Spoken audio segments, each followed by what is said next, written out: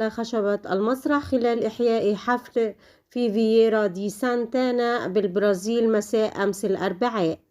وبحسب ما ورد على لسان شركة التسجيلات الخاصة به، فإن المغني أصيب بنوبة قلبية أدت لوفاته على الفور، تاركا زوجة وابنة عمرها أكثر من شهر.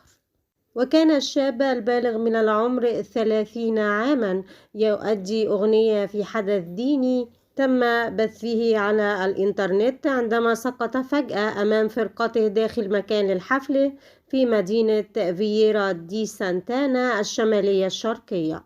وتم نقل هنركي إلى عيادة قريبة بعد وقوعه على الفور ليتم تأكيد وفاته، فيما كشف أحد أصدقاء المغني الراحل بأنه مازح هنركي بشأن الإرهاق قبل عدة ساعات من صعوده إلى المسرح في خدمة الكنيسة الخاصة، مؤكدا أن هنركي قال لأحد أصدقائه: "أنا متعب، أنا متعب". وأصدرت شركة التسجيلات الخاصة بالمغني الراحل بيانا لنعي الفقيد قالت فيه: "هذا موقف صعب للغاية في الحياة، وليس لدينا أي تفسير لها. نحن فقط بحاجة إلى أن نفهم أن إرادة الله تسود".